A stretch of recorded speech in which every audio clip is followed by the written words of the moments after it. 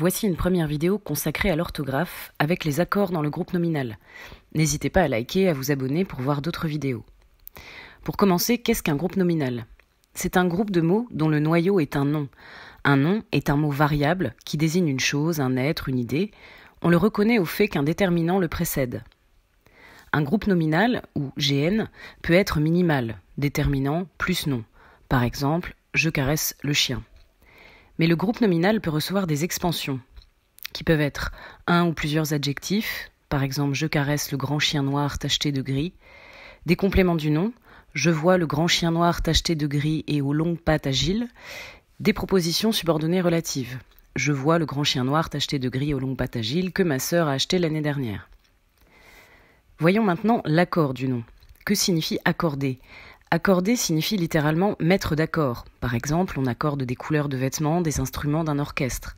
En grammaire, accorder signifie mettre les mêmes marques de genre, masculin et féminin, et de nombre, singulier et pluriel. Cela signifie qu'on n'accorde pas un verbe, mais on le conjugue à différents temps, différentes personnes, etc. Les noms ont un genre féminin ou masculin. Exemple, un chant, une chanson. Et d'ailleurs, deux formes, féminines et masculines, peuvent exister. Un voisin, une voisine, un lion, une lionne, un maître, une maîtresse, etc. Mais le plus délicat est l'accord des noms au pluriel. Le plus souvent, la marque du pluriel est S. Mais il y a des formes avec un pluriel en X. Les noms en EU, AU, EAU prennent un X. Des cheveux, des neveux, des tuyaux, des gâteaux, des drapeaux. Mais il y a des exceptions. Des pneus, des landaux, des bleus prennent un S. Les noms en AL ont un pluriel en AUX. Des journaux, des chevaux, des généraux. Mais il y a là aussi des exceptions. Des bals, des carnavals, des chacals, des festivals, etc. Certains noms en OU ont aussi un X au pluriel. C'est le fameux bijou, chou, genou, caillou, hibou, joujou, pou. Tandis que certains noms en AI ont aussi un X au pluriel. Des travaux, des vitraux, des coraux.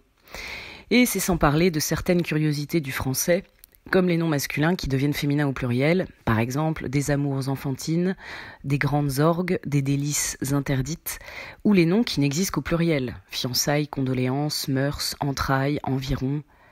Bref, la seule façon de s'en sortir est d'apprendre les exceptions. On peut se faire un petit tableau au-dessus de son bureau ou dans son classeur avec les formes inhabituelles. Passons maintenant à l'accord de l'adjectif. Dans un GN, un groupe nominal, l'adjectif s'accorde en genre et en nombre avec le nom qu'il qualifie. Par exemple, des femmes charmantes, vives et curieuses. Les adjectifs seront au féminin pluriel. La forme de l'adjectif peut changer au féminin, notamment les adjectifs en X ou en F. C'est aussi le cas lorsque l'adjectif est détaché du nom qu'il caractérise. Il a dans ce cas la fonction d'épithète détachée. Par exemple, fatigués, les enfants rentrèrent. De la même manière qu'il y a des exceptions pour les noms, le pluriel des adjectifs est parfois marqué par le X. Les adjectifs en AU, EAU prennent un X, les beaux enfants, les vieux meubles. Les adjectifs en AL font leur pluriel en AUX, des parcs municipaux, des temps verbaux. Avec là aussi des exceptions. Banal, naval, bancal, glacial, fatal prennent un S. Enfin, certains sont invariables, par exemple des gros camions capricieux. Voyons pour terminer le cas particulier des adjectifs de couleur. Les adjectifs de couleur s'accordent avec le nom, des robes bleues et vertes. Mais parfois, ils ne s'accordent pas. Quand la couleur est empruntée à un nom commun, par exemple un fruit ou une fleur, des lacs émeraudes, des murs prunes, des pulls orange, des draps crème, des yeux marrons. Il y a de nouveau des exceptions, des fleurs roses et mauves, des chiens fauves, ces adjectifs prennent un S.